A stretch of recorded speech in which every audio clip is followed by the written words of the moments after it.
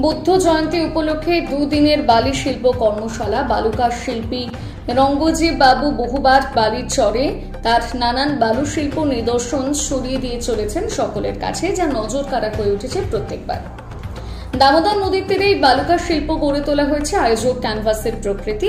এই কারুকার্য ফুটিয়ে তুলতে বহু ছেলেমেয়ে অংশ নিয়েছেন, যারা বালুকার শিল্পী রঙ্গজীব বাবুর কাছ থেকে শিল্পকর্ম শিক্ষা নিচ্ছেন। তারা নিজের হাতে সকল ছোট ছোট তাদের শিল্পকর্মের নিদর্শন ফুটিয়ে তুলেছেন সাধারণ মানুষের কাছে। আজকের দিনটি বুদ্ধ জয়ন্তী উদযাপনের জন্য নেচার অফ দ্য ক্যানভাস একটি বিশেষ দুদিনের বালির শিল্প কর্মশালার আয়োজন করেছে। এই কর্মশালায় গৌতম বুদ্ধের শান্তিপূর্ণ প্রতীককে কেন্দ্র করে বালি ব্যবহার করে একটি অনন্য শিল্পকর্ম তৈরি করা হচ্ছে। এই প্রকল্পের মূল লক্ষ্য হল নতুন প্রজন্মের কাছে, বিশেষ করে আজকের বিশ্বে সহিংসতা এবং সংঘাতের প্রেক্ষাপটে বুদ্ধের শান্তির চিরন্তন বার্তা পৌঁছে দেওয়া। শান্তির পথে বুদ্ধের শিক্ষা আজও সমানভাবে প্রাসঙ্গিক।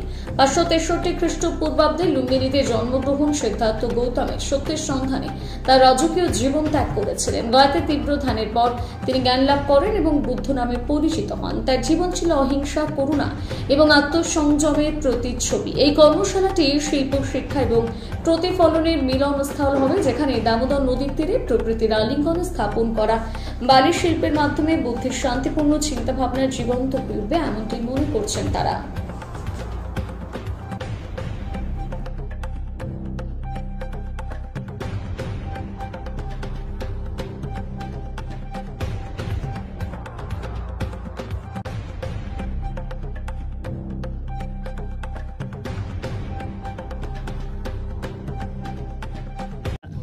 দাদা, আপনারা এখানে কি জন্য এসেছেন বা কেন দাঁড়িয়ে আছেন?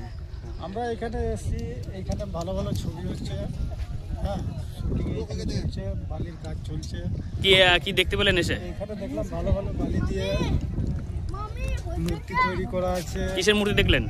বুদ্ধর মূর্তি দেখলাম। দিয়ে কেমন লাগছে দেখে? বালি দিয়ে তৈরি। আপনারা এখানে দেখেছেন আগে বালির কাজগুলো? না, এর আগে আমরা দেখিনি, এটা প্রথমবার দেখছি। আপনার নাম? রামলগন মাহাতো। কোথায় বাড়ি আপনার? আমার গৈতমপুর চরমানায় বাড়ি। এই জায়গাটার নাম? এই জায়গাটার নাম গৈতমপুর চরমানা। নমস্কার, আমি রঙ্গজীব রায়, নেচার অফ দ্য ক্যানভাসের ডিরেক্টর। আমরা এখানে প্রায় 15 থেকে 20 জন আর্টিস্ট মিলে কাজটা করছি। এটা একটা স্ট্যান্ডার্ড। আজ বুদ্ধ পূর্ণিমা। আমরা চারিদিকে দেখছি যুদ্ধ বিগ্রহ লেগে চলেছে আমাদের ভারত, পাকিস্তান, ইসরায়েল, বিভিন্ন দেশে, এবং শুধু দেশ নয়, আমাদের সমাজের মধ্যে সবসময় একটা যুদ্ধ রব রয়েছে। তো আমরা গৌতম বুদ্ধ, উনি ধ্যান করতেন এবং শান্তির প্রচার করে গেছেন, বার্তা দিয়ে গেছেন যে উনি একজন রাজ পরিবারের সন্তান ছিলেন এবং তিনি রাজধর্ম পরিত্যাগ করে সন্ন্যাসী ধর্ম গ্রহণ করে তিনি আজকে শান্তির প্রচার করে গেছেন গৌতম বুদ্ধ। তো ওনার আজকে জন্মদিন, আজ বুদ্ধ পূর্ণিমা। ওই জন্য আমরা এখানে বেশ কিছু আর্টিস্ট আমরা চাইছি যে সমাজে শান্তি ফিরে আসুক, সেই বার্তা নিয়ে আমরা এই কাজটা করছি। আর আমরা এই কাজটা সম্পূর্ণ বালি দিয়ে করছি, স্যান্ড আর্ট। এটা আমরা একটা মিডিয়াম হিসাবে আমাদের গৈতানপুর চরমানাতে এটা আমরা এই স্যান্ড আর্ট করছি। আর আমি অ্যাসিস্ট্যান্ট প্রফেসর প্রশান্ত দাশগুপ্ত কলেজের। আর আমার পাশে আছে কৌশিক, আমার বন্ধু, ও আরামবাগ থেকে এসছে। একটু কেটে দেয়। নমস্কার, আমি কৌশিক কলে, হুগলির আরামবাগ থেকে আসছি। বর্ধমানের এই দামোদরের যে বালি, তো বাসে যেতে যেতে আমরা রোজই দেখি। কর্মসূত্রে এদিক ওদিক যাওয়ার ক্ষেত্রে দামোদরে পেরোতেই হয় এই ব্রিজ, এবং চারিদিকে শুধু এই বালি দেখে দেখে আমাদের যে শিল্পর কথা মনে পড়ে গেছে। এবং আমরা বেশ কয়েক বছর ধরেই এই দামোদরের চরে বেশ কয়েকটা কাজ করেছি। বিগত 2 বছর ধরে রঙ্গজীব কাজটাই প্রথম শুরু করেছে। আমরা তারপর থেকেই অনুপ্রাণিত হয়ে আমরা এই কাজকে ধরে রাখছি এবং আগিয়ে নিয়ে যাচ্ছি। তো আজকে বুদ্ধ পূর্ণিমার দিনে আমরা সকল বন্ধুরা এই ন্যারেটিভের এই নেচার অফ দ্য ক্যানভাসের সকল বন্ধুরা মিলিত হয়েছি। প্রায় আমরা 20 জনের মতন আছি। 2 দিন ধরে কাজ চলছে আমাদের এই কর্মশালা। তো আমাদের এবারের টপিক হচ্ছে বুদ্ধ পূর্ণিমা উপলক্ষে এই কাজ চলছে, এবং আমরা সমাজে শান্তির বার্তা দেওয়ার জন্য এই কাজ করছি। এবং প্রকৃতির মাধ্যম হিসাবে আমরা বালি, জল এই বেছে নিয়েছি, এবং আমাদের কাজ আপনারা দেখতে আসুন, ভালো লাগবে আশা করি। এখনো কাজ কিছুটা বাকি আছে। ওকে, ধন্যবাদ। নমস্কার, আমি সুস্মিতা রায়। আজকে একটা বিশেষ দিন, বুদ্ধ পূর্ণিমা। শ্রী বুদ্ধের জন্মদিন, আজকে জন্মোৎসব। আজকে আমরা একটা নেচার অফ দ্য ক্যানভাসের তরফ থেকে একটা স্যান্ড আর্ট আমরা এখানে আয়োজিত করেছি। করেছি। এখানে তাও 15-20 জন আর্টিস্ট মিলে এখানে বিভিন্ন প্রান্ত থেকে বিভিন্ন আর্টিস্টরা এসছে।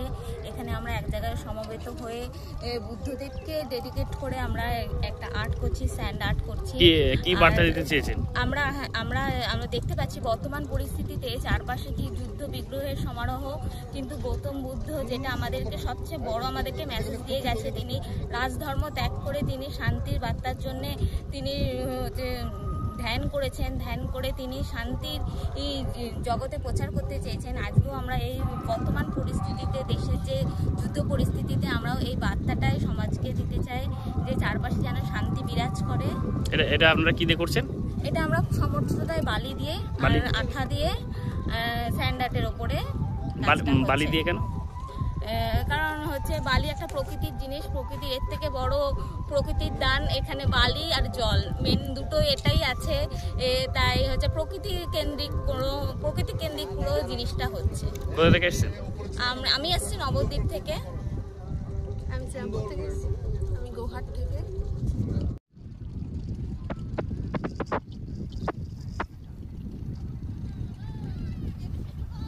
না জল